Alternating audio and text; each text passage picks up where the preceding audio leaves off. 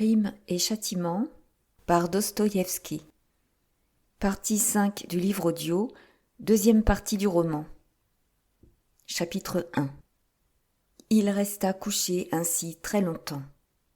Il lui arrivait de se réveiller à moitié et, alors, il remarquait qu'il faisait nuit depuis longtemps. Mais il ne lui venait pas à l'idée de se lever. Enfin, il constata qu'il faisait jour. Il était couché sur le dos, à plat sur le sofa, encore engourdi par sa récente léthargie. Des hurlements épouvantables lui déchirèrent les oreilles. Il venait de la rue, comme d'ailleurs chaque nuit vers 3 heures. Ce vacarme le réveilla. Ah, voilà que les ivrognes quittent les tavernes, pensa-t-il. Il doit être 3 heures. Et soudain il sauta sur ses pieds comme si quelqu'un l'avait arraché du sofa. Comment ? 3 heures déjà ? Il s'assit sur le divan et alors, tout à coup, se rappela tout ce qui s'était passé. Au premier instant, il crut qu'il devenait fou. Un froid terrible l'envahit, mais ce froid provenait de la fièvre qui s'était emparée de lui pendant son sommeil. Les frissons le secouèrent si fort que ses dents claquèrent et qu'il se mit à trembler tout entier. Il ouvrit la porte et écouta. Tout le monde dormait dans la maison. Il examinait avec stupéfaction sa chambre et sa personne, et il ne comprenait pas comment il avait pu rentrer la veille au soir sans fermer la porte au crochet, et comment il avait pu se jeter sur le divan, non seulement sans se déshabiller, mais même sans enlever son chapeau. Celui-ci avait roulé par terre et était resté là, près du coussin. Si quelqu'un était entré, qu'aurait-il pensé ? Que je suis ivre, mais... Il s'élança vers la fenêtre. Il y avait assez de clarté pour lui permettre de s'examiner des pieds à la tête, et il se hâta de chercher des traces. Mais ce n'était pas encore ce qu'il fallait. Tremblant de fièvre, il se déshabilla et se mit à examiner tous ses vêtements. Il retourna tout, scruta chaque fil à l'endroit et à l'envers, et sans trop se fier à lui-même, répéta l'opération 3 fois. Mais il n'y avait rien, visiblement, aucune trace, sauf à l'endroit où son pantalon était effiloché.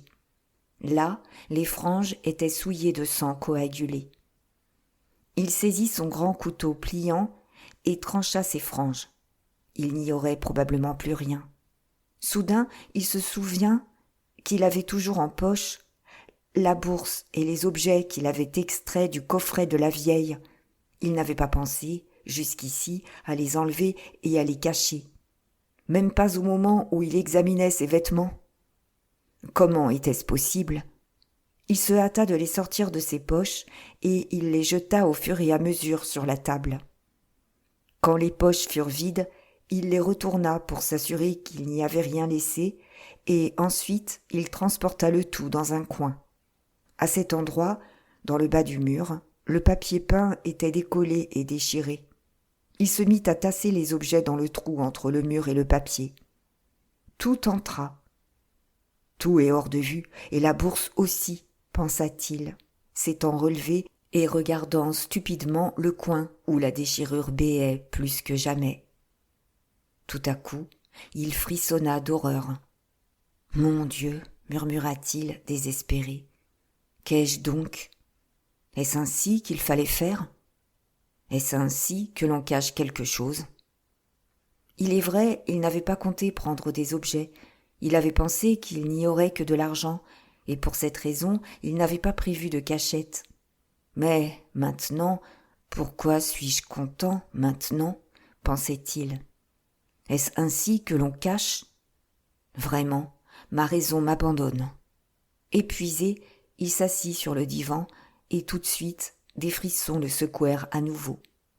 Machinalement, il tira à lui son ancien manteau d'étudiant qui était tout près sur la chaise. C'était un vieux manteau d'hiver, bien chaud mais tout en loques. Puis il sombra dans l'inconscience. 5 minutes plus tard, il se releva brusquement et se jeta comme un fou sur son pardessus. Comment ai-je pu m'endormir quand il n'y a rien de fait ? C'est bien ça, c'est bien ça. La boucle sous l'aisselle est toujours là. Oublié. J'ai oublié de faire cela. Une telle pièce à conviction. Il arracha la boucle, se hâta de la mettre en pièces et de la cacher sous l'oreiller auprès du linge. Des morceaux de toile déchirés ne peuvent en aucun cas provoquer le soupçon. Je crois que c'est la vérité. Je crois que c'est la vérité, répétait-il debout au milieu de la chambre, et il regardait tout autour, sur le plancher, partout, avec une douloureuse attention pour voir s'il n'avait rien oublié. La certitude que toutes ses facultés, même la mémoire, même le bon sens l'abandonnaient, commençait à le torturer insupportablement. Est-ce ainsi que cela commence ? Est-ce vraiment le supplice qui commence ? Oui, c'est bien ainsi. En effet, les franges qu'il venait de couper au pantalon étaient là, au milieu du plancher, offertes à la vue du premier venu. « Qu'ai-je donc ? Enfin !» s'écria-t-il de nouveau, comme égaré. Mais une pensée insolite lui vint. Peut-être tous ses vêtements étaient-ils maculés de sang ? Peut-être y a-t-il des taches partout, mais il ne peut le remarquer, car son entendement s'est affaibli, s'est effrité. Son esprit s'est obscurci. Soudain, il se rappela qu'il y avait aussi du sang sur la bourse. Ah, mais il doit y avoir alors du sang dans la poche, car j'y ai fourré la bourse, toute poisseuse. Il se précipita et retourna la poche. En effet, sur la doublure, il y a des taches, des traces. Mais alors, la raison ne m'a pas quitté tout à fait. Mais alors, j'ai encore du jugement et de la mémoire, puisque j'ai pu me ressaisir et penser à cela, se dit-il, triomphant, en aspirant profondément une bouffée d'air. Simple faiblesse fiévreuse, délire d'une minute, dit-il, et il arracha la doublure de la poche gauche du pantalon. En ce moment, un rayon de soleil tomba sur son soulier gauche. Sur la chaussette qui dépassait d'un trou, on aurait dit qu'il y avait des traces. Il enleva le soulier. Des traces, en effet. Tout le devant de la chaussette est imprégné de sang. Probablement avait-il par mégarde marché dans la flaque. Que vais-je faire de tout cela ? Comment me débarrasser de la chaussette, des franges et de la poche ? Il restait indécis au milieu de la chambre, en serrant le tout dans son poing. Jeter cela dans le poêle ? Mais c'est là qu'on va fouiller en premier lieu. Brûler ? Comment ? Je n'ai même pas d'allumettes. Non, mieux vaut sortir et jeter cela quelque part. Oui, il vaut mieux les jeter, répéta-t-il en s'asseyant de nouveau sur le divan. Tout de suite, immédiatement, sans perdre un instant. Mais, au lieu d'agir, il laissa aller à nouveau sa tête sur l'oreiller. Des frissons glacés le parcoururent. Encore une fois, il tira le manteau sur lui. Longtemps, des heures durant, cette idée lui revint par bouffées. Qu'il faut tout de suite, sans plus remettre, aller quelque part et tout jeter pour que ce soit hors de vue, au plus vite, au plus vite. Il tenta plusieurs fois de se lever, mais n'y réussit pas. Enfin, des coups énergiques frappés à sa porte le réveillèrent définitivement. « Ouvre donc ! Tu n'es pas mort, non ? Le voilà qui roupille encore !» criait Nastasia en frappant la porte du poing. « Il dort toute la journée, comme un chien. » « C'est donc qu'il est un chien ? Ouvres-tu ou non ? Il est déjà 10 heures passées. »« Peut-être n'est-il pas là ?» dit une voix d'homme. « Tiens, » se dit Raskolnikov, « c'est la voix du portier. Qu'est-ce qu'il lui faut ?» Il se redressa et s'assit sur le divan. Son cœur battait jusqu'à lui faire mal. « Comment serait-elle fermée de l'intérieur ?» objecta Nastasia. « Le voilà qui se met à fermer la porte au crochet. Il a peur qu'on ne l'enlève. Ouvre donc, tête de bois, secoue-toi. » « Qu'est-ce qu'il leur faut ? Pourquoi le portier est-il là ? Tout est découvert. Que faire ? Ouvrir ou résister ? C'est la fin. » Il se redressa puis, se penchant en avant, il enleva le crochet. Sa chambre était si petite qu'il pouvait enlever le crochet sans devoir se lever. Le portier et Nastasia étaient là, en effet. Nastasia le dévisagea curieusement. Raskolnikov, lui, regardait le portier, l'air provoquant et désespéré. Celui-ci lui tendit silencieusement un papier gris, plié et grossièrement cacheté de cire. Une convocation du bureau, dit-il en lui remettant le pli. De quel bureau ? Convocation à la police. Au bureau. On sait bien quel bureau. À la police ? Pourquoi ? Comment le saurais-je ? Vas-y, puisqu'on te convoque. Il regarda attentivement Raskolnikov, jeta un coup d'œil à la chambre et fit mine de s'en aller. « Es-tu vraiment malade ?» questionna Nastasia, qui ne le quittait pas des yeux. Le portier tourna la tête un moment.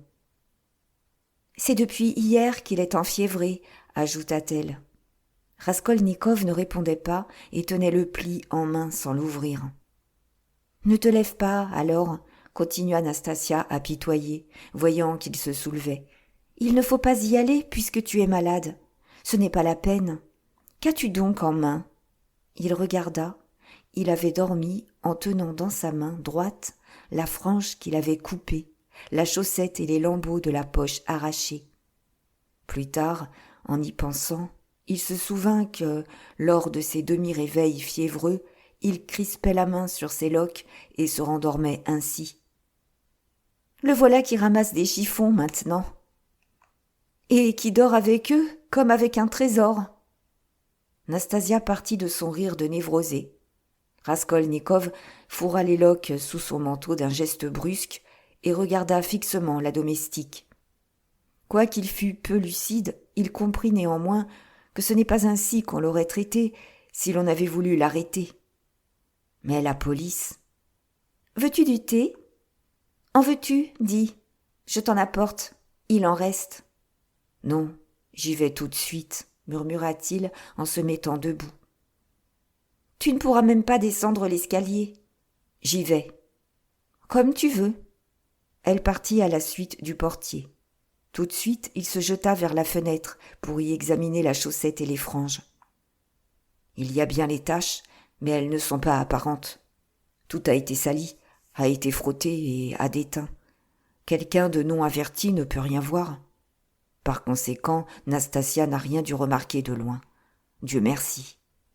Alors il décacheta le pli en tremblant et se mit à lire. Il lut longtemps et, enfin, il comprit. C'était une convocation ordinaire du bureau de police du quartier. Il devait se présenter le jour même à 9h30 au bureau du surveillant du quartier. Comment est-ce arrivé ? Personnellement, je n'ai aucune affaire avec la police. Et pourquoi, précisément aujourd'hui ? Pensait-il, tourmenté par l'incertitude. Mon Dieu, que ce soit vite fini. Il voulut se jeter à genoux et prier, mais il haussa les épaules et se mit à rire, non de la prière, mais de lui-même. Perdu pour perdu, c'est égal. L'idée lui vint soudain de mettre sa chaussette. Ainsi elle va, plus encore, être frottée de poussière et les traces s'effaceront. Mais il l'arracha avec dégoût et horreur dès qu'il l'eut mise. La chaussette arrachée, il réfléchit qu'il n'en avait pas d'autre et la remit, puis se reprit à rire. Tout cela est conventionnel, relatif. Tout cela est pure forme, pensa-t-il en un éclair, tandis que tout son corps tremblait. Je l'ai quand même remise. J'ai quand même fini par la remettre. Son rire, du reste, se mua tout de suite en désespoir. Non, c'est plus fort que moi, pensa-t-il. Ses jambes tremblaient. C'est la peur, murmura-t-il à part soi. La fièvre lui donnait le vertige et des maux de tête. C'est un piège. Ils veulent m'attirer par ruse et m'accuser tout à coup par surprise, continua-t-il, sortant sur le palier. Ce qui est mauvais, c'est que j'ai presque le délire. Je peux lâcher une bourde. Une fois dans l'escalier, il se rappela qu'il laissait les objets dans le trou de la tapisserie. Ils vont sans doute faire une perquisition au cours de mon absence.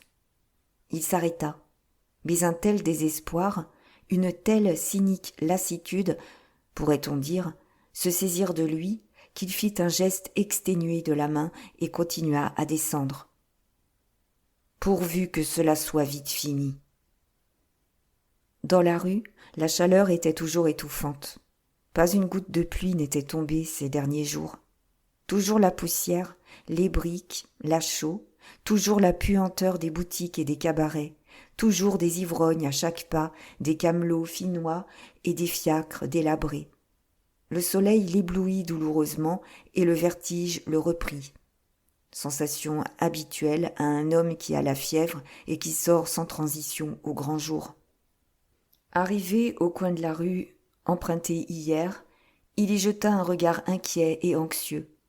Il vit la maison et détourna tout de suite les yeux. S'ils demandent quelque chose, je leur avouerai peut-être tout, pensa-t-il en s'approchant du commissariat. Celui-ci était à un quart de verste de son domicile. Le bureau venait de s'installer au 3e étage d'un immeuble récemment construit. Raskolnikov avait déjà été, une fois, dans l'ancien local. Sous le porche, à droite, il vit un escalier que descendait un moujik portant un registre. C'est probablement le portier. Donc, le bureau est par là, et il se mit à monter au hasard. Il n'avait pas envie de demander le chemin. Je pousserai la porte, je m'agenouillerai et je raconterai tout, pensa-t-il en arrivant au 3e. L'escalier était étroit, raide et couvert d'ordures. Les cuisines de tous les appartements y donnaient, leurs portes toujours larges ouvertes. Pour cette raison, l'atmosphère était suffocante. Des portiers, un registre sous le bras, des agents et toutes sortes de gens des deux sexes montaient et descendaient. La porte d'un bureau était également grande ouverte. Il entra et s'arrêta dans l'antichambre où se tenaient des moujiks. L'air était irrespirable et, en outre, il était chargé, jusqu'à en donner la nausée, de l'odeur de la peinture à l'huile de lin rance dont les chambres avaient été nouvellement peintes. Une impatience terrible le poussait toujours plus loin. Personne ne le remarquait. Dans la 2e pièce, des employés, qui n'étaient pas beaucoup mieux vêtus que lui-même, écrivaient, des gens bizarres. Il apostropha l'un d'eux. « Qu'est-ce qu'il te faut ?» Il montra la lettre reçue le matin. « Vous êtes étudiant ?» demanda l'employé après un coup d'œil au papier. « Oui, ancien étudiant. » L'employé l'examina, sans aucun intérêt du reste. C'était un homme à la chevelure ébouriffée, avec un regard immobile, comme s'il suivait une idée fixe. « Je n'apprendrai rien de celui-ci, car tout lui est indifférent, » pensa Raskolnikov. « Allez là-bas, chez le secrétaire, » dit l'employé, et il pointa le doigt vers la dernière pièce. Raskolnikov pénétra dans cette chambre étroite et bondée de monde, la 4e à partir de l'entrée. Les personnes qui s'y trouvaient étaient habillées plus proprement que celles occupant les pièces précédentes. 2 dames se trouvaient parmi les visiteurs. L'une d'elles, en deuil, était assise à une table, face au secrétaire, et écrivait sous sa dictée. L'autre, une femme corpulente, le visage couperosé, assez imposante d'allure, de mise exagérément somptueuse, portant une broche de la dimension d'une soucoupe sur la poitrine, restait à l'écart et attendait. Raskolnikov tendit sa convocation au secrétaire. Celui-ci y jeta un regard rapide et lui dit « Attendez », puis continua à s'occuper de la dame en deuil. Raskolnikov respira plus librement. Ce n'est pas cela, sans doute. Peu à peu, il se rassurait. Il essayait par tous les moyens de se remettre. Une vétille, une imprudence des plus quelconques suffirait à me trahir. Dommage qu'on étouffe ici, ajouta-t-il. Il fait suffocant. La tête me tourne de plus belle, et ma pensée est troublée. Il sentait un désarroi immense s'emparer de lui. Il avait peur de ne pouvoir se maîtriser. Il essayait de se raccrocher à une idée, de penser à quelque chose d'autre, de totalement différent, mais cela ne lui réussissait pas. Le secrétaire, du reste, l'intéressait. Raskolnikov voulait lire quelque chose sur son visage, le percer à jour. C'était un jeune homme d'environ 22 ans, avec une figure hâlée et mobile, paraissant plus vieux que son âge. Il était habillé comme un dandy, à la mode, une ride sur la nuque, les cheveux soigneusement peignés et cosmétiqués, et portait une multitude de bagues et de chevalières aux doigts de ses mains soignées et des chaînes d'or sur le gilet. Il parlait en français à un étranger qui était là et employait cette langue d'une façon très correcte. « Louisa Ivanovna, asseyez-vous donc, dit-il en se détournant un instant à la dame coupe rosée qui restait toujours debout, comme si elle n'osait pas s'asseoir d'elle-même, quoiqu'il y eût une chaise à son côté. « Ich danke, dit-elle, et elle s'assit avec un bruissement de soierie. Sa robe bleue de ciel, ornée de dentelles blanches, se gonfla comme un aérostat et se répandit autour d'elle, remplissant près de la moitié du bureau. Un nuage de parfum s'éleva, mais il était évident que la dame paraissait intimidée du fait qu'elle occupait une demi-chambre et qu'elle répandait de pareilles effluves. Bien qu'elle eût un sourire poltron et effronté à la fois, elle semblait éprouver une certaine inquiétude. La dame en deuil termina son affaire et se leva. Soudain, un officier entra avec bruit. Son allure était très cavalière et il avait une façon particulière de tourner les épaules à chaque pas. Il jeta son képi à cocarde sur la table et s'assit dans un fauteuil. La dame somptueuse sauta littéralement sur place à son aspect et se mit à lui faire des révérences enthousiasmées. Mais l'officier ne lui accorda pas la moindre attention et elle n'osa plus s'asseoir devant lui. C'était l'adjoint du surveillant du quartier. Il avait des moustaches rousses qui pointaient horizontalement et des traits fins, n'exprimant rien de spécial du reste, si ce n'est qu'une certaine arrogance. Il regarda Raskolnikov de biais et avec quelque indignation. Celui-ci était vraiment trop mal mis et son allure n'était pas en harmonie avec ses vêtements. Imprudemment, Raskolnikov l'avait regardé trop directement et d'une façon trop prolongée, ce dont l'officier se sentit offensé. « Qu'est-ce qu'il te faut ?» lui cria-t-il, s'étonnant probablement qu'un tel loqueteux ne s'effaçât pas sur-le-champ sous son regard foudroyant. « On m'a convoqué. »« Par notification. » répondit Raskolnikov embarrassé. « C'est l'étudiant pour l'assignation en paiement, » se hâta de dire le secrétaire, se détournant de ses papiers. « Voilà !» Il présenta un cahier à Raskolnikov en lui indiquant un texte. « Lisez. »« Un paiement ? Quel paiement ?» pensa Raskolnikov. « Mais alors, ce n'est sûrement pas pour cela ?» Un frisson de joie le parcourut. Il se sentit extrêmement, inexprimablement léger. Tout le poids tomba de ses épaules. « Pour quelle heure vous a-t-on convoqué, monsieur ?» cria le lieutenant, de plus en plus offensé par son attitude. « Il est indiqué pour 9 heures, et il est déjà 11 heures passées. »« On me l'a apporté il y a un quart d'heure, » répondit Raskolnikov à haute voix, par-dessus son épaule, se fâchant brusquement à son tour sans qu'il s'y attendît, et s'abandonnant à cette colère avec un certain plaisir. « C'est déjà fort bien que je vienne, malade et fiévreux comme je suis. »« Je vous prie de ne pas crier. »« Je ne crie pas, je parle calmement. C'est vous, au contraire, qui criez. Je suis étudiant et ne permettrai pas qu'on me traite de cette façon. » À ce moment, l'adjoint s'emporta à ce point qu'il ne put prononcer un mot. Il proféra des sons indistincts et sauta sur ses pieds. « Veuillez vous taire. Vous êtes ici au tribunal.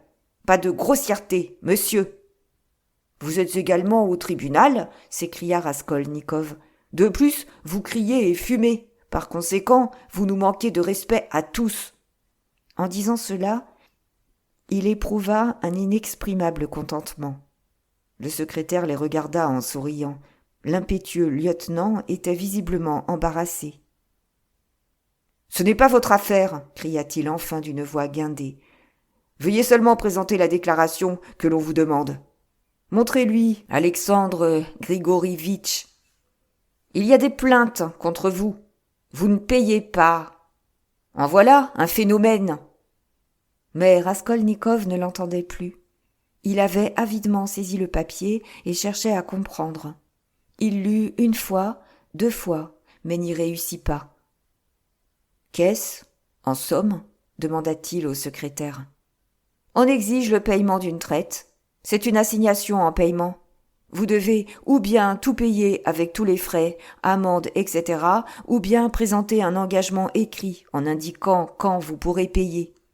Avec cela, vous avez l'obligation de ne pas quitter la capitale avant de vous être acquitté, de ne pas vendre et de ne pas dissimuler vos biens. Le créancier a la faculté de faire vendre ceux-ci et d'agir avec vous suivant la loi. Mais je n'ai aucune dette. Ceci n'est pas notre affaire. Nous avons reçu, aux fins de recouvrement, une traite échue et légalement protestée que vous aviez remise à la femme Zarnitsina, veuve de fonctionnaire, il y a 9 mois, et qui fut endossée par celle-ci, en paiement au conseiller de cour Tchebarov, en conséquence de quoi nous vous invitons à signer une déclaration. Mais c'est mal aux jeux. Et alors ? Le secrétaire le regardait avec un sourire de supériorité triomphante, bien qu'avec une certaine commisération, comme si Raskolnikov avait été un naïf que l'on déniaise, et il semblait vouloir dire « Et alors, comment te sens-tu, maintenant ?» Mais que représentait, pour Raskolnikov, une traite, une assignation ? Valait-elle maintenant la moindre inquiétude, et pouvait-il y prêter le moindre intérêt ? Machinalement, il restait à lire, à écouter, à répondre et même à poser des questions. Le bonheur de se sentir sauf, de sentir le danger écarté, voilà ce qui, en ce moment, le baignait d'une joie purement animale. Mais à cet instant, le tonnerre sembla éclater dans le bureau.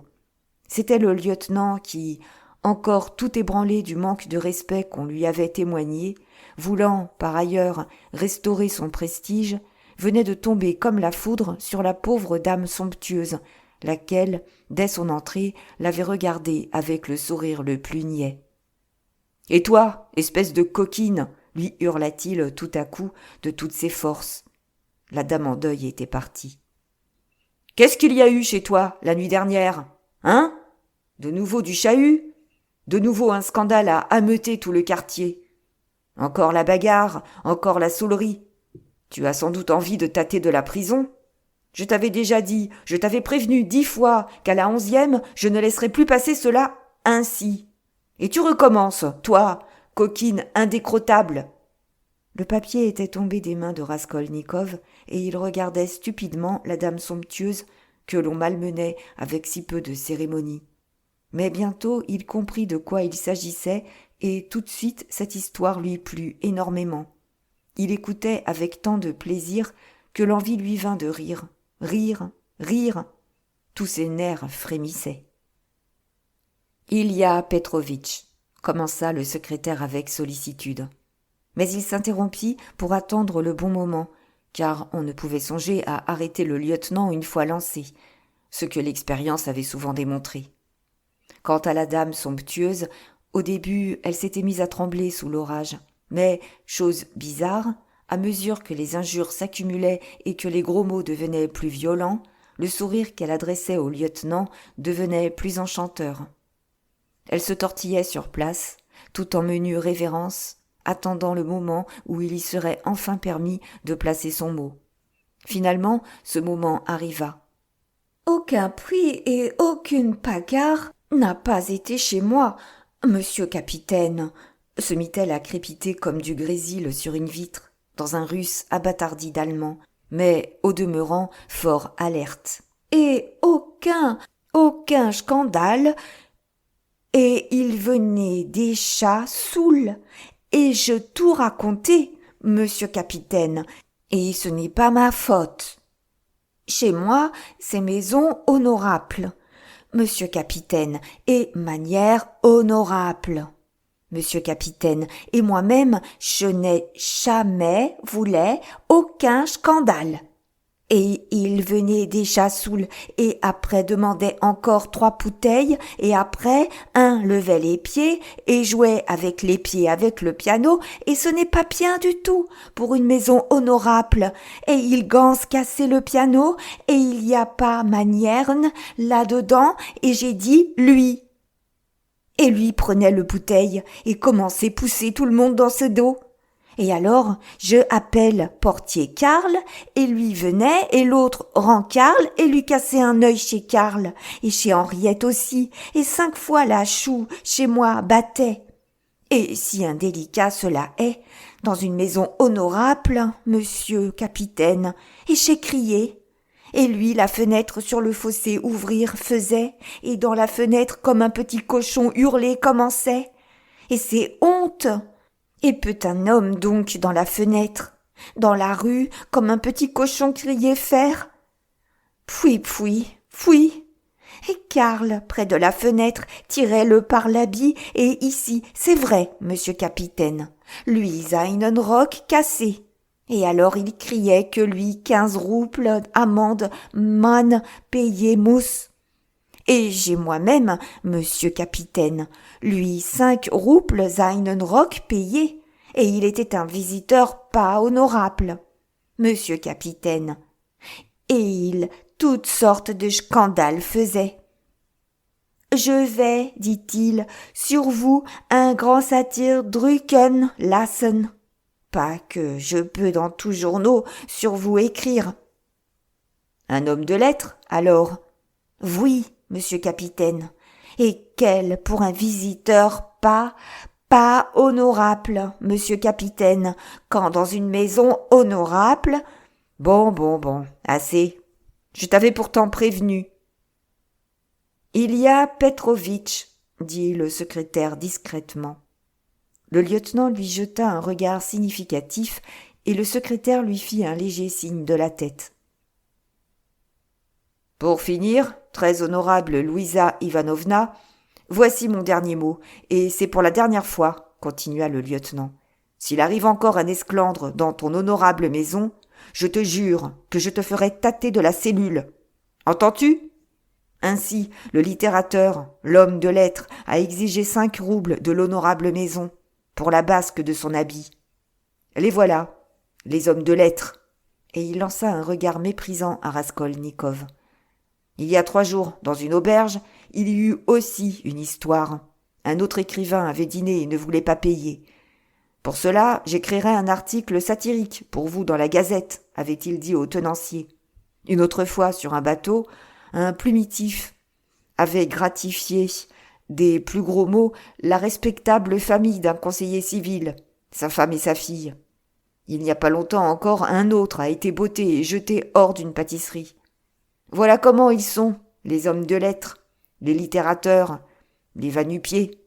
Ouais, attends que j'arrive moi-même chez toi. Gare à toi, alors. Tu entends ? Va-t'en. Louisa Ivanovna se mit à faire des révérences de tous les côtés avec une amabilité encore plus empressée, et cela l'amena près de la porte où elle buta du dos contre un officier qui entrait. Celui-ci était bel homme, avait un visage ouvert et frais et portait de magnifiques et abondants favoris blonds. C'était Nicodime Fomitch lui-même, le surveillant du quartier. Louisa Ivanovna se hâta de faire la révérence presque jusqu'au sol et, de son pas menu et sautillant, voltigea hors de la pièce. De nouveau l'orage, de nouveau les éclairs et le tonnerre, le cyclone, l'ouragan, dit avec amabilité Nicodime Fomitch à Ilya Petrovitch. De nouveau il a troublé son cœur, de nouveau il est entré en ébullition. Je l'entendais déjà de l'escalier. « Eh quoi ?» prononça Ilya Petrovitch avec une noble négligence, et il passa à une autre table avec ses papiers, en remuant gracieusement les épaules à chaque pas. « Voyez vous-même, monsieur le littérateur, c'est-à-dire l'étudiant, l'ex-étudiant, veux-je dire, ne veut pas payer. Il tire des traites et refuse de déguerpir du logement. On reçoit des plaintes continuelles à son sujet, et voilà qu'il me fait grief de ce que je fume en sa présence. Il se permet encore d'être grossier et, regardez-le, le voilà maintenant dans son aspect le plus séduisant. Pauvreté n'est pas vice, mon ami, mais enfin, on sait bien que tu es explosif comme de la poudre, que tu ne peux souffrir d'être offensé. Vous vous êtes sans doute froissé de quelque chose, continua Nicodime Fomitch, s'adressant aimablement à Raskolnikov. Et vous n'avez pas pu vous dominer vous-même, mais vous avez tort. C'est un homme extrêmement noble, je vous le dis, mais c'est de la poudre, de la poudre. Il s'emporte, il brûle, il explose, et puis plus rien. C'est fini. Et en définitive, c'est un cœur d'or. C'est au régiment qu'on l'a surnommé le lieutenant Poudre. Et quel fameux régiment c'était s'exclama Ilya Petrovitch, tout content qu'on ait si agréablement chatouillé son amour-propre. Mais néanmoins, il continuait à rechigner. Raskolnikov eut tout à coup envie de leur dire à tous quelque chose de particulièrement aimable. « Mais, capitaine, commença-t-il, parlant d'une manière désinvolte et s'adressant à Nicodime Fomitch, comprenez ma situation, je vous prie. Je suis prêt à lui présenter mes excuses s'il y a quelque faute de mon côté. Je suis étudiant, pauvre et souffrant, accablé par la pauvreté. Il dit bien « accablé ». Je suis ancien étudiant car actuellement je ne peux pas subvenir à mes besoins, mais je recevrai de l'argent. J'ai une mère et une sœur qui vivent dans le département de K. Elles m'enverront de l'argent et je payerai. Ma logeuse n'est pas une méchante femme, mais elle s'est à ce point fâchée parce que je ne paye pas depuis plus de 3 mois qu'elle ne me donne même plus de nourriture. Et je ne comprends pas du tout de quelle traite il s'agit. Elle m'assigne en paiement maintenant, mais avec quel argent vais-je la payer, dites-moi. Mais ce n'est pas notre affaire, commença le secrétaire. Un instant, je suis tout à fait d'accord avec vous, mais permettez-moi de m'expliquer, interrompit Raskolnikov, s'adressant non pas au secrétaire, mais toujours à Nicodime Fomitch, et de plus essayant de toutes ses forces d'attirer l'attention d'Ilya Petrovitch, quoique celui-ci fit nettement semblant de fouiller dans ses papiers et de l'ignorer. Permettez-moi d'expliquer que j'habite chez elle depuis bientôt 3 ans, c'est-à-dire depuis mon arrivée de province et avant de... Du reste, pourquoi ne pas le dire dès le début? Je m'étais engagé à épouser sa fille. Promesse orale, entièrement libre. C'était une jeune fille. Après tout, elle me plaisait même, quoique je n'en fusse pas amoureux. En bref, la jeunesse, c'est-à-dire... Je veux dire que la logeuse me faisait alors beaucoup de crédit, et je menais une vie qui... J'étais très étourdi. Ces détails personnels ne nous intéressent pas, monsieur. Et, d'ailleurs, nous n'avons pas le temps, coupa grossièrement et victorieusement Ilya Petrovitch. Mais Raskolnikov l'interrompit avec fougue, quoique, tout à coup, il lui devint extrêmement difficile de parler. « Mais laissez-moi donc tout raconter. Comment cela s'est passé ? Et à mon tour, quoique cela soit superflu, il y a 1 an, cette demoiselle est morte du typhus et moi, je suis resté à loger là, comme avant, et quand ma logeuse déménagea, elle me l'a dit amicalement, qu'elle avait pleine confiance en moi, mais qu'elle me demandait de lui signer une traite de 115 roubles, somme à laquelle elle estimait ma dette. Permettez, elle a dit précisément que, dès que je lui aurais signé ce papier, elle me ferait de nouveaux crédits, tant que je le désirerais, et que jamais, à aucun moment, d'elle-même, ce sont ses propres mots, elle ne ferait usage de cet effet. Et cela jusqu'à ce que j'eusse payé de moi-même. Et à présent que je ne donne plus de leçons et que je n'ai plus rien à manger, elle m'assigne en paiement. Qu'en dites-vous ? Tous ces détails sentimentaux, monsieur, ne nous regardent pas, trancha insolemment Ilya Petrovitch. Vous devez présenter une déclaration et un engagement écrit de payer, et le récit de vos amours et des drames de votre vie ne nous intéresse pas. Tu es un peu cruel, murmura Nicodime Fomitch, s'installant à son bureau et se mettant également à signer des pièces. Il était légèrement confus. Écrivez maintenant, dit le secrétaire à Raskolnikov. Quoi ? Répondit ce dernier d'un ton rogue. Je vais vous le dicter. Il sembla à Raskolnikov que le secrétaire le traita plus négligemment, avec plus de mépris après sa confession. Mais c'était bizarre, l'opinion de quiconque lui devint tout à coup absolument indifférente. Et ce changement se fit en lui en un clin d'œil. S'il avait réfléchi un moment, il se serait étonné d'avoir parlé à ses policiers et, surtout, de leur avoir étalé ses sentiments. Mais d'où venait cette disposition d'esprit ? Au contraire, même si la place avait été occupée, non par des agents, mais par ses plus proches amis, il n'aurait sans doute pas trouvé un seul mot à leur dire. Son cœur s'était vidé. Une sinistre sensation d'isolement absolu, d'excommunication irrémédiable, l'envahit tout à coup. Ce n'était ni la bassesse dont il avait fait preuve devant Ilya Petrovitch, ni l'insolence du triomphe de celui-ci sur lui qui le bouleversèrent. Oh, combien lui étaient indifférents tous ces lieutenants, ces Allemandes, ces assignations, ces bureaux, etc., etc. Si, en ce moment, on l'avait condamné à être brûlé vif, il n'aurait pas fait le moindre geste, et, sans doute, n'aurait-il même pas écouté la sentence. Il se passait en lui quelque chose d'indéfinissable et qu'il n'avait jamais éprouvé auparavant. Il comprenait, ou plutôt, il sentait clairement, puissamment, qu'il ne pourrait plus se laisser aller à des confidences sentimentales, ni même à la moindre conversation avec ces gens du bureau de police. Et même, s'il avait eu devant lui ses propres parents et non des lieutenants de quartier, alors même, il n'aurait pu leur parler. Ni maintenant, ni, dorénavant, dans aucune circonstance de sa vie. Jamais, au grand jamais, il n'avait éprouvé une sensation aussi étrange et terrible. Et le plus cruel, c'est qu'il se rendait compte que c'était une sensation plus instinctive que raisonnée.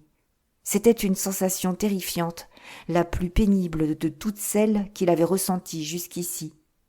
Le secrétaire se mit à lui dicter les formules en usage dans un pareil cas, c'est-à-dire « Je n'ai pas les moyens de payer, je payerai à telle date, je m'engage à ne pas quitter la ville, à ne pas disposer de mes biens, etc. » « Mais vous êtes incapable d'écrire, la plume tremble dans vos mains, » remarqua le secrétaire, observant Raskolnikov. « Vous êtes souffrant ? » ?»« Oui, le vertige. »« Dictez plus avant. »« C'est fini, signez. » Le secrétaire prit le papier et s'occupa des autres. Raskolnikov remit la plume et, au lieu de s'en aller, s'accouda à la table et se prit la tête entre les mains. C'était comme si on lui enfonçait une pointe d'acier dans le crâne. Une pensée insolite lui vint, se dresser, aller à Nicodim Fomitch et tout lui raconter, tout, dans les moindres détails, et ensuite l'emmener chez lui et lui montrer les objets cachés dans le trou du mur. Cette idée était si forte qu'il se leva de sa chaise pour l'exécuter. Mais il pensa tout à coup. Ne ferais-je pas mieux d'y bien réfléchir d'abord ? Non, mieux vaut ne pas réfléchir, me soulager tout de suite et que ce soit fini. Mais, brusquement, il s'arrêta pétrifié. Nicodim Fomitch parlait vivement à Ilya Petrovitch. Il l'entendait dire « Sans doute va-t-on les libérer tous deux, car, en premier lieu, tout se contredit. Jugez vous-même. Auraient-ils appelé le portier s'ils avaient été coupables ? Et pourquoi ? Pour se dénoncer ? Par feinte ? Non, ce serait par trop rusé. Enfin, l'étudiant Pestriakov a été vu près de la porte par les deux portiers et la bourgeoise, au moment même où il entrait. Il était avec 3 camarades et il les quitta peu avant. Il avait demandé au portier où se trouvait l'appartement, et cela encore en présence de ses amis. Aurait-il demandé des renseignements pareils s'il avait eu de telles intentions ? Et Cor ? Celui-là, avant de monter chez la vieille, est resté une demi-heure chez l'orfèvre, et il le quitta exactement à 8h moins le quart. Alors, rendez-vous compte. Mais permettez, il y a une contradiction dans leur déclaration.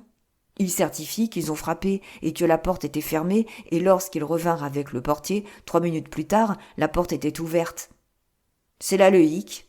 L'assassin était évidemment enfermé, et on l'aurait certainement arrêté si Cor n'avait pas fait la bêtise de descendre à son tour. Le meurtrier a certainement mis ce répit à profit pour descendre l'escalier et leur glisser entre les doigts d'une façon ou d'une autre. Cor jure et fait des signes de croix des 2 mains. Si j'étais resté là, il serait sorti et m'aurait tué avec la hache. Il veut faire célébrer une action de grâce à l'église. Ha ha ! Et personne n'a vu l'assassin ? Pensez-vous, la maison est une arche de Noé, remarqua le secrétaire qui écoutait de sa table. L'affaire est limpide. Elle est claire, dit vivement Nicodim Fomitch. Non, l'affaire n'est pas limpide du tout, explosa Ilya Petrovitch. Raskolnikov ramassa son chapeau et se dirigea vers la porte, mais il ne l'atteignit pas. Quand il reprit ses sens, il vit qu'il était assis sur une chaise, soutenu à sa droite par quelqu'un, tandis qu'à sa gauche, quelqu'un d'autre lui tendait un verre rempli d'une eau jaunâtre. Nicodim Fomitch était devant lui et l'observait attentivement. Raskolnikov se leva. « Êtes-vous souffrant » demanda Nicodim Fomitch avec quelque brusquerie. « Il pouvait à peine tenir la plume en main lorsqu'il a signé » remarqua le secrétaire, retournant à sa place et se remettant à l'ouvrage. « Êtes-vous malade depuis longtemps » cria Ilya Petrovitch de sa place, tout en remuant également des papiers. Il avait évidemment examiné le malade lorsque celui-ci s'était évanoui, mais il s'était immédiatement éloigné lorsque Raskolnikov était revenu à lui. « Depuis hier » murmura Raskolnikov en réponse. « Vous êtes sorti hier ?»« Oui. »« Malade ?»« Oui. »« À quelle heure ?»« Après 7 heures du soir. »« Où êtes-vous allé, je vous prie ?»« Me promener dans la rue. » Réponse claire et précise. Raskolnikov parlait d'une voix tranchante et saccadée. Il était blanc comme un linge et ne baissait pas ses yeux noirs et brûlants devant le regard d'Ilya Petrovitch. « Il se tient à peine debout et tu tenta de s'interposer Nicodim Fomitch. « Ce n'est rien, » scanda étrangement Ilya Petrovitch. Le surveillant du quartier voulut ajouter encore quelque chose, mais ayant jeté un coup d'œil au secrétaire qui, lui aussi, le regardait attentivement, il se tut. Tout le monde, brusquement, s'était tu. « Eh bien, c'est bon, » conclut Ilya Petrovitch. « Vous pouvez disposer. » Raskolnikov sortit. Il entendit encore qu'une conversation animée s'engageait après sa sortie, conversation où dominait le ton interrogatif de Nicodim Fomitch. Une fois dans la rue, il reprit entièrement ses sens. « Une perquisition, tout de suite !» répétait-il en pressant le pas. « Les canailles, ils me soupçonnent !» L'ancienne terreur le ressaisit tout entier, des pieds à la tête. Chapitre 2 de la seconde partie du roman. Et s'ils avaient déjà perquisitionné ? Si je les trouvais chez moi en rentrant ? Mais voici sa chambre. Rien, personne n'est venu. Nastasia elle-même n'a pas touché à sa chambre. Mais, mon Dieu, comment avait-il pu laisser toutes ces choses dans une telle cachette ? S'élançant vers le coin, il plongea sa main dans le trou et se mit à en extraire les objets et à les fourrer dans ses poches. Il y avait en tout 8 objets. 2 petites boîtes contenant des boucles d'oreilles ou quelque chose de ce genre. Il ne les examina d'ailleurs pas de près. Ensuite, 4 écrins de maroquin. Une chaîne emballée dans du papier journal et enfin un objet également enveloppé dans un journal, une décoration probablement. Il disposa le tout dans ses différentes poches, dans le pardessus, dans la poche restante du pantalon, soucieux de ce que rien ne fût visible. Après avoir aussi pris la bourse, il sortit de la chambre, laissant cette fois-ci la porte grande ouverte. Il avançait d'une façon ferme et rapide, quoiqu'il se sentît tout brisé, mais son instinct veillait. Il avait peur d'être suivi. Il avait peur que d'ici une demi-heure, un quart d'heure peut-être, les instructions ne fussent données pour le surveiller. Il fallait donc, à tout prix, supprimer à temps les indices. Il fallait en finir tant qu'il lui restait encore quelque force et quelque raison. Mais où aller ? Ce qu'il devait faire était réglé depuis longtemps. Jeter le tout dans le canal et que c'en soit fini. Ainsi en avait-il déjà décidé la nuit durant son délire, pendant les instants où il brûlait de se lever et d'aller vite, vite, tout jeter. Mais l'exécution de ce projet se révéla dès l'abord très difficile. Il errait depuis bientôt une demi-heure, et peut-être davantage, sur le quai du canal Ekaterina, en jetant de temps en temps un coup d'œil aux marches de pierre qui menaient à l'eau, là où il en rencontrait. Mais il ne pouvait songer à exécuter son projet. Il y avait tout près de ces marches des radeaux accostés où des femmes lavaient du linge et encore des bateaux amarrés à la berge. Ces quais étaient grouillants de monde. D'ailleurs, ils pouvaient être vus de partout. Un homme qui aurait descendu la berge, se serait arrêté et aurait jeté quelque chose dans l'eau, aurait inévitablement attiré l'attention, et si les écrins flottaient au lieu de couler, il en serait évidemment ainsi. Tout le monde le verrait. Il n'en aurait d'ailleurs pas fallu tant pour qu'il soit remarqué. Les gens qu'il croisait le regardaient, l'examinaient, tous l'observaient comme s'il était leur seul souci. « Pourquoi me dévisage-t-il ainsi ?» se demanda-t-il. « Ou bien est-ce mon imagination qui m'abuse ?» Finalement, il lui vint cette idée. Ne vaudrait-il pas mieux jeter cela dans la Neva ? Il y a moins de monde là-bas. Je serai donc moins remarqué et, en tout cas, ce sera moins difficile qu'ici. De plus, chose importante, c'était loin de chez lui. Il s'étonna ensuite comment avait-il pu déambuler une grande demi-heure, inquiet, angoissé, dans cet endroit dangereux, sans que cette pensée lui soit venue. Il venait de perdre une précieuse demi-heure en d'absurdes allées et venues, motivées uniquement par la décision qu'il avait prise dans son délire. Il était évident que sa distraction devenait flagrante et que sa mémoire défaillait. De cela, il se rendait bien compte. Il fallait se hâter. Il partit dans la direction de la Neva par la perspective 5. Mais en cours de route, une nouvelle pensée le frappa. Pourquoi la Neva ? Pourquoi dans l'eau ? Il serait préférable d'aller plus loin, ne fût-ce que sur les îles, et d'y enterrer le tout dans un endroit isolé, près d'un bois, sous un buisson, et de prendre note de la place exacte. Et quoiqu'il sentît en cet instant que son jugement manquait de clarté et de logique, l'idée lui sembla néanmoins sûre. Mais il était écrit qu'il en serait autrement. Débouchant de la perspective 5, sur la place, il vit soudainement, à gauche, l'entrée d'une cour bordée de murs totalement nus. À droite, dès l'entrée, s'élevait la muraille crépie d'une maison de 3 étages. À gauche, parallèlement au bâtiment, s'étirait une clôture, longue d'une 20aine de pas, qui obliquait ensuite vers la gauche. C'était un cul-de-sac où étaient déposés des matériaux de construction. Plus loin, dans le fond de la cour, on pouvait apercevoir le bout d'un hangar, bas et enfumé, faisant sans doute partie d'une fabrique. C'était probablement un atelier de carrosserie, de sellerie ou quelque chose dans ce genre. Tout était saupoudré de poussière de charbon. « C'est ici qu'il faudrait jeter tout et puis partir », pensa-t-il.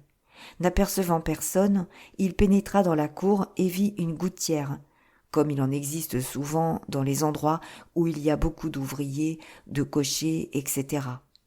Au-dessus de la gouttière, la palissade portait, écrite à la craie, avec les fautes traditionnelles, la plaisanterie habituelle de ces lieux-là. Défense de s'arrêter ici. Il ne pouvait donc provoquer de soupçons en entrant et en s'arrêtant. Jeter tout ici, en tas, et s'en aller. Après un coup d'œil circulaire, il fourrait déjà la main dans sa poche lorsque, subitement, il aperçut, contre le mur de clôture, là où il n'y avait que 2 pieds d'espace entre la gouttière et la porte, une grosse pierre de taille brute, d'environ 80 livres. Au-delà du mur, il y avait la rue, le trottoir. On entendait les pas des passants qui circulaient toujours en grand nombre à cet endroit. Mais il était caché par le battant de la porte cochère et personne ne pouvait le voir, à moins d'entrer, ce qui, du reste, pouvait très bien arriver. Par conséquent, il fallait agir vite. Il se pencha sur la pierre, en saisit le dessus fermement à 2 mains et, rassemblant toutes ses forces, la culbuta. En dessous, il y avait une petite excavation. Il se mit tout de suite à vider ses poches. Il déposa la bourse en dernier lieu. Néanmoins, il restait encore de la place. Il saisit la pierre de nouveau, la renversa à son ancienne place qu'elle occupa exactement. À peine un peu plus haut, eût-on dit. Mais il gratta un peu de terre et la poussa du pied contre le joint. On ne voyait plus rien. Après cela, il quitta la cour et se dirigea vers la place. Une joie enivrante, à peine supportable, l'envahit, comme tout à l'heure au bureau. Plus de traces. Qui penserait à aller chercher sous cette pierre ? Elle est sans doute là depuis la construction de la maison, et elle y restera encore longtemps. Et même si l'on découvrait les objets, qui penserait à moi ? C'est fini, plus de preuves. Et il se mit à rire. Il se souvint plus tard de ce rire, grêle, nerveux, silencieux, et qui se prolongea tout le temps qu'il mit à traverser la place. Mais lorsqu'il atteignit le boulevard K, où, il y a 3 jours, il avait rencontré la jeune fille, son rire s'évanouit. D'autres pensées lui vinrent. Il lui sembla tout à coup répugnant de passer devant le banc où il s'était assis et où il avait réfléchi après le départ de la jeune fille. Et il lui eût été affreusement pénible également de revoir l'agent moustachu auquel il avait donné les 20 kopecks. Qu'il aille au diable ! Il marchait, regardant à droite, à gauche, distrait et hostile. Ses pensées évoluaient maintenant vers une idée essentielle, et il sentait que, vraiment, c'était la pensée capitale avec laquelle, pour la première fois depuis 2 mois, il restait seul à seul. « Au diable, tout ça !» pensa-t-il soudain en tremblant de colère. « Eh bien, puisque c'est ainsi, que le diable soit de cette nouvelle vie. Comme c'est bête, mon Dieu ! Ai-je été bas et menteur aujourd'hui ? Ai-je assez rampé, ai-je assez bassement flatté le méprisable Ilya Petrovitch ? Mais après tout, ce ne sont que des bêtises. Je crache sur eux tous et je me moque de les avoir flattés et d'avoir rampé devant eux. La question est tout autre. Tout autre !» Soudain, il s'arrêta. Une question absolument inattendue et fort simple le déroutait brusquement. Il était péniblement étonné. Si vraiment tout ce dessein a été exécuté consciemment et non pas stupidement, si tu avais véritablement un but bien déterminé et bien ferme, alors comment se fait-il que, jusqu'ici, tu n'aies même pas pensé à regarder dans la bourse et que tu ne saches même pas ce qui t'est échu et pourquoi tu as accepté toutes ces souffrances ? Pourquoi tu t'es résolu à cette action si vile, si répugnante et si basse ? Et tu voulais même la jeter à l'eau, cette bourse, ainsi que les objets, ces objets que tu n'as pas regardés non plus. Qu'en dis-tu ? Oui, c'était ainsi, c'était bien ainsi. Ces réflexions, il les avait déjà formulées auparavant. Ce n'était nullement une question nouvelle pour lui. Et quand, la nuit, il avait décidé de jeter le tout à l'eau, cela se fit sans aucune objection ou hésitation, comme si cela devait être ainsi, comme si une autre solution était impossible. Oui, il savait tout cela, il se le rappelait, et peut-être même était-ce déjà décidé hier, au moment où il tirait les écrins du coffret. Mais oui, c'était ainsi. Tout cela arrive parce que je suis très abattu, décida-t-il enfin gravement. Je me suis martyrisé et déchiré jusqu'à ce que je ne puisse plus me rendre compte de ce que je fais. Et hier, depuis 2 jours, je me suis supplicié tout le temps. Lorsque je serai guéri, alors, ce sera fini. Et si la guérison n'arrivait pas ? Mon Dieu, comme tout cela m'ennuie !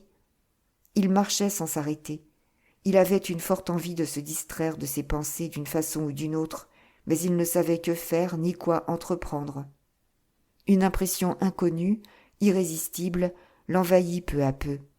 Un dégoût infini, physique, pour ainsi dire, pour tout ce qui l'entourait, pour tous ceux qu'il rencontrait. Un dégoût buté, méchant, haineux. Tous les passants lui répugnaient, et il éprouvait même une aversion pour leur aspect, leur démarche et leurs gestes. Il aurait voulu cracher au visage de quelqu'un, il aurait probablement mordu quiconque lui aurait adressé la parole. Il s'arrêta subitement en débouchant sur les quais de la petite Neva dans l'île Vassili, près du pont. C'est ici qu'il habite, dans cette maison, se dit-il. Comment ? Me voici de nouveau chez Razumikine. De nouveau la même histoire. C'est vraiment bizarre. Suis-je venu intentionnellement ou par hasard ? C'est égal. J'avais dit, il y a 2 jours, que je viendrais ici, le lendemain de cela. Eh bien, J'y suis. Comme s'il m'était défendu d'y venir. Il monta chez Razumikine, au 4e. Son camarade était chez lui, dans son réduit, occupé à écrire. Il ouvrit lui-même.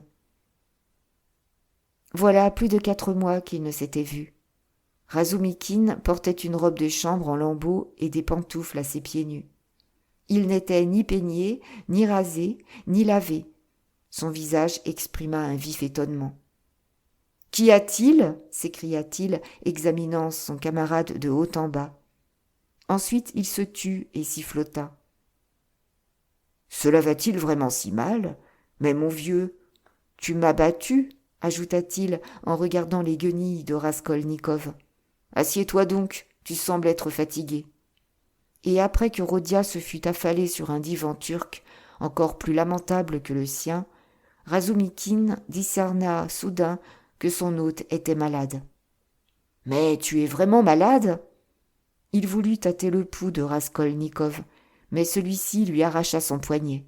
« Laisse, dit-il, je suis venu. Voilà quoi, je n'ai pas de leçon. J'aurais bien voulu. Après tout, je n'ai d'ailleurs aucun besoin de leçon. Je vois ce que c'est. Tu délires, remarqua Razumikine, qui l'observait attentivement. Non, je ne délire pas. Raskolnikov se leva du divan. En montant chez Razumikine, il n'avait pas pensé qu'il se trouverait nécessairement face à face avec lui. Maintenant, il s'apercevait soudain qu'il était moins disposé que jamais à rencontrer qui que ce fût au monde. Sa bile lui remonta à la gorge. Il manqua d'étouffer de colère contre lui-même dès qu'il eut passé le seuil de Razumikine. « Adieu, dit-il soudain. Il fit un mouvement vers la porte. « Attends, toi, drôle de corps !»« Inutile, répéta Raskolnikov, dégageant de nouveau sa main que Razumikine avait ressaisie. « Mais pourquoi diable es-tu venu, alors ? Tu dérailles ou quoi ? Mais c'est presque blessant. Je ne te laisserai pas aller ainsi. Écoute, alors, je suis venu te trouver parce que, à part toi, je ne connais personne qui m'aiderait à commencer. Car tu es bon, c'est-à-dire intelligent, plus que tous, et tu as un jugement qui est sûr. Et maintenant, je vois qu'il ne me faut rien. Tu entends ? Rien du tout. Ni service, ni compassion de personne. Moi-même, je suis seul. C'en est assez. Laissez-moi en paix. Mais attends une minute, toi, fumiste. Tu es tout à fait toqué. Pense de moi ce que tu voudras. Tu vois, je n'ai pas non plus de leçons et je m'en fiche.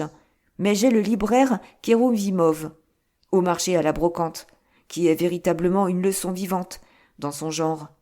Je ne voudrais pas l'échanger actuellement contre 5 leçons chez des commerçants.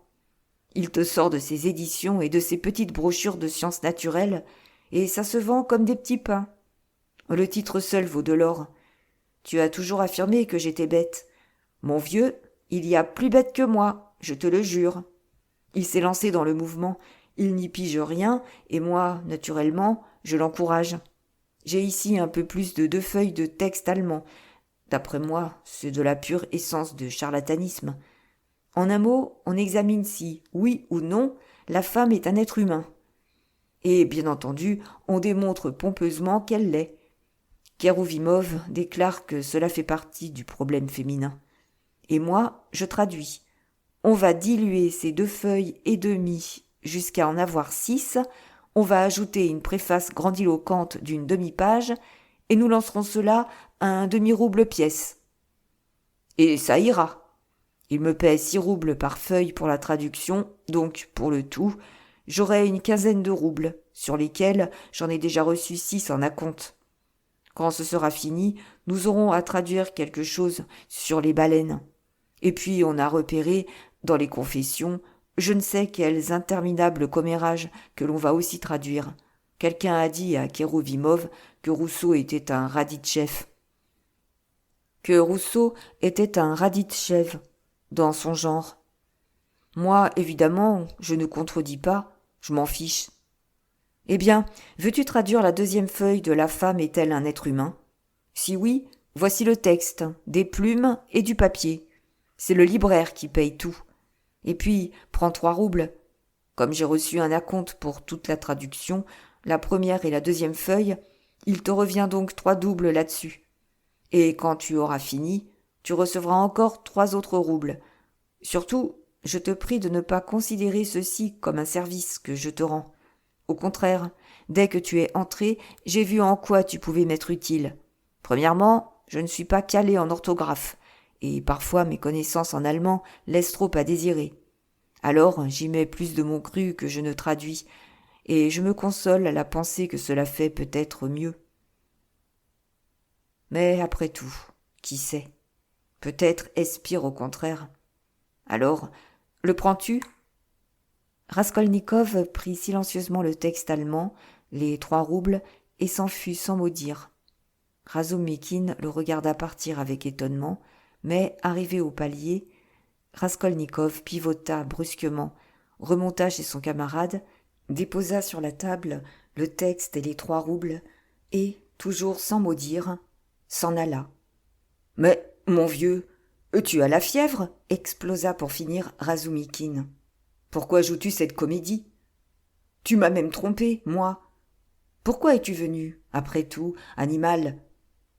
Je ne veux pas de traduction, murmura enfin Raskolnikov, déjà engagé dans l'escalier. Mais que diable te faut-il, alors ? Cria Razumikine du haut de l'escalier. L'autre continuait à descendre sans dire un mot. Et là, où habites-tu ? Nulle réponse. Que le diable t'emporte, alors ? Mais Raskolnikov était déjà dans la rue. Il reprit entièrement ses sens sur le pont Nikolaï à la suite d'un incident fort désagréable. Le cocher d'une calèche lui appliqua un vigoureux coup de fouet sur le dos parce que, malgré ses avertissements, Raskolnikov ne se gara pas suffisamment vite et manqua ainsi d'être écrasé. Ce coup de fouet le mit en rage, au point qu'il bondit vers le garde-fou.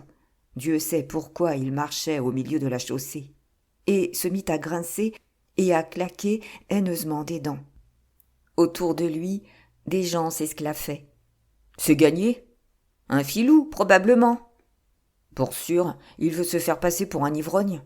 Il se jette sous les roues et c'est l'autre qui sera responsable. » C'est là son industrie, monsieur, c'est là son industrie. Il était encore debout près du parapet, à se frotter le dos, en regardant d'une façon stupide et haineuse la calèche qui s'éloignait, lorsqu'il sentit qu'on lui glissait de l'argent dans la main. Il se retourna et vit une bourgeoise âgée en fichu, chaussée de souliers de peau de chèvre. Près d'elle se tenait une jeune fille, coiffée d'un petit chapeau et tenant une ombrelle verte. Sa fille, probablement. « Accepte, petit père, au nom du Christ. » Il prit l'argent et elles passèrent outre. C'était une pièce de 20 kopecks. Ses vêtements et son aspect misérable avaient sans doute apitoyé les 2 femmes qui l'avaient pris pour un mendiant, pour un véritable ramasseur de petits sous en rue. Et il était probablement redevable de cette aumône si généreuse au coup de fouet qu'il avait frappé. Il crispa sa main sur la pièce, fit une dizaine de pas dans la direction du fleuve et s'arrêta face au palais. Il n'y avait pas le moindre nuage dans le ciel et l'eau était presque bleue, ce qui arrive rarement à la Neva. La coupole de la cathédrale, c'était le meilleur endroit pour la voir, ici, à une vingtaine de pas de la chapelle, jetait 1000 feux et l'air limpide laissait apercevoir les moindres détails des ornements. La douleur s'était dissipée et Raskolnikov oubliait le coup de fouet. Une pensée inquiète et obscure l'occupait exclusivement. Il regardait au loin, fixement. Cet endroit lui était particulièrement bien connu. Lorsqu'il se rendait à l'université, et plus souvent encore lorsqu'il en revenait, il avait l'habitude, cela lui était bien arrivé 100 fois, de s'arrêter ici et de regarder fixement ce panorama vraiment magnifique, et chaque fois il s'étonnait de l'impression imprécise et mystérieuse qu'il ressentait. De ce splendide paysage semblait émaner d'incompréhensibles et glaciales effluves, et il lui semblait que ce somptueux tableau était animé d'un esprit insensible à la vie. Il s'étonnait chaque fois de cette sombre et mystérieuse impression, et, se sentant incapable de l'expliquer, il remettait la solution de ce problème à plus tard. Maintenant, le souvenir de ses perplexités méditatives lui revint soudain et il lui sembla que cela n'était pas dû au hasard. Rien que le fait de s'être arrêté à la même place qu'auparavant lui sembla étrange, comme s'il avait cru pouvoir encore penser comme précédemment et s'intéresser aux mêmes problèmes et aux mêmes tableaux qui l'intéressaient si peu de temps auparavant. Il fut près d'en rire, mais en même temps, sa poitrine se serra douloureusement. Il voyait devant lui, à peine perceptible, comme dans un abîme, tout son passé, les pensées, les problèmes, les impressions d'autrefois, ainsi que ce panorama et lui-même. Il lui semblait s'élever dans l'air et voir tout s'effacer de sa vue. Un mouvement involontaire lui rappela la présence de la pièce de monnaie dans sa main. Il desserra le poing, regarda attentivement la pièce et la jeta à toute volée dans l'eau. Après cela, faisant demi-tour, il s'en fut chez lui. Il lui sembla qu'il venait de couper, comme avec des ciseaux, le lien qui le reliait aux autres. Il arriva chez lui vers le soir. Il avait donc marché pendant 6 heures. Comment il était rentré, par quel chemin, il ne s'en souvenait pas. Tremblant comme un cheval fourbu, il se déshabilla, se coucha sur le divan, tira son manteau sur lui et sombra dans l'inconscience. La nuit tombée, d'horribles cris le réveillèrent. Mais quels cris, mon Dieu! Il n'avait jamais entendu de tels hurlements aussi inhumains, de tels grincements, de tels sanglots, de tels coups, de tels jurons. Il n'aurait pu imaginer une telle bestialité, un tel délire. Il se redressa horrifié et s'assit sur le lit. Sa souffrance lui coupait le souffle par instants. Mais les coups, les hurlements et les jurons montaient toujours en intensité. Et voilà qu'à sa profonde stupéfaction, il reconnut la voix de sa logeuse. Elle glapissait, elle hurlait, elle se lamentait avec des mots rapides, hâtifs, indistincts, incompréhensibles. Elle suppliait qu'on cessât de la battre, car on la battait sans pitié dans l'escalier. La voix de celui qui la frappait était devenue si horrible à force de rage qu'elle n'était plus qu'un râle, et les mots qui sortaient encore de son gosier s'étranglaient, rapides et pressés. Soudain, Raskolnikov se mit à trembler comme une feuille. Il avait reconnu la voix de celui qui criait ainsi. C'était celle d'Ilya Petrovitch. C'était lui qui battait la logeuse. Il lui donnait des coups de pied, cognait sa tête contre les marches. On l'entendait distinctement au bruit, aux cris, aux chocs. Qu'est-ce donc ? Le monde a-t-il chaviré ? On entend, à tous les étages, dans tout l'escalier, s'amasser la foule. On entend des voix, des exclamations. Les gens montent, bruyants, claquent des portes, accourent. Mais pour quelle raison ? Pourquoi ? Et comment est-ce possible ? Se dit-il, pensant avoir perdu la tête. Mais non, ce n'est pas possible. Il entend trop distinctement. Mais alors, on va venir chez lui aussi, tout de suite, si c'est ainsi, car c'est sans doute pour la même chose, pour cette chose d'hier. Mon Dieu ! Il veut s'enfermer au crochet, mais il est incapable de lever le bras, et puis c'est inutile. La terreur s'applique comme une calotte de glace sur son âme, le terrasse, l'achève. Mais voici que le vacarme, qui dure depuis 10 bonnes minutes, commence à se calmer. La logeuse gémit et soupire. Ilya Petrovitch menace et jure encore. Puis, le voilà qui s'apaise aussi. Bientôt, on ne l'entend plus. Serait-il parti ? Mon Dieu, oui, voici la logeuse qui s'en va aussi, toute gémissante et éplorée encore. Voici sa porte qui claque. Voici la foule qui se disperse et rentre dans les appartements. Les gens poussent des exclamations, ils discutent, ils s'interpellent. Et leur voix tantôt se hausse jusqu'au cri, tantôt s'abaisse jusqu'au murmure. Sans doute étaient-ils nombreux, tout l'immeuble peut-être. Mais mon Dieu, est-ce possible ? Et pourquoi est-il venu ici ? Raskolnikov s'affaissa, épuisé, sur le divan, mais ne put plus retrouver le sommeil.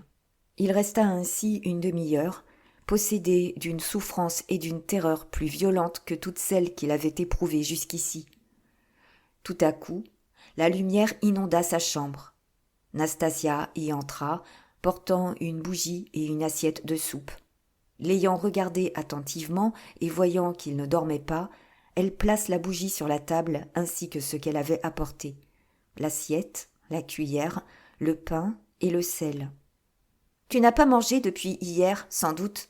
Tu as vadrouillé toute la journée, évidemment, malgré ta fièvre. Nastasia, dis-moi, pourquoi a-t-on battu la logeuse ?» Elle le regarda curieusement.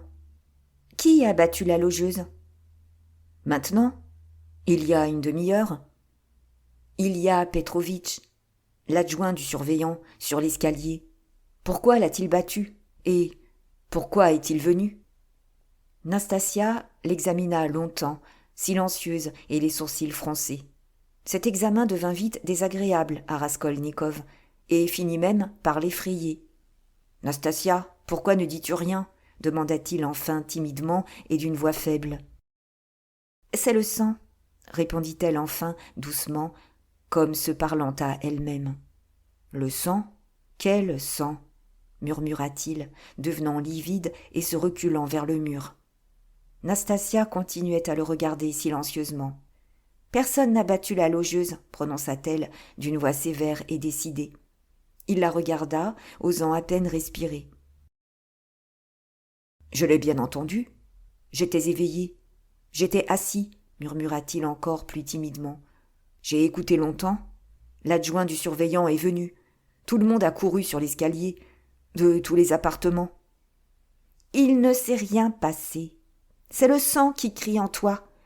C'est quand il ne peut plus s'échapper et qu'il tourne dans le foie. C'est alors qu'on délire. Tu manges ou quoi ?» Il ne répondit pas. Nastasia restait debout à son chevet, le regardant fixement, et ne s'en allait pas. « Je voudrais boire, Nastasiouchka. » Elle partit et, quelques instants après, revint avec de l'eau dans un pot en faïence. Mais il ne se rappela plus ce qui suivit. Il se souvint seulement qu'il avait bu une gorgée d'eau froide et qu'il en avait renversé sur sa poitrine. Ensuite vint l'inconscience. Merci d'avoir écouté. À demain pour un nouveau chapitre. N'oubliez pas de vous abonner pour ne manquer aucun épisode. Si vous souhaitez promouvoir cette chaîne, vous pouvez aussi liker, mettre un commentaire et partager.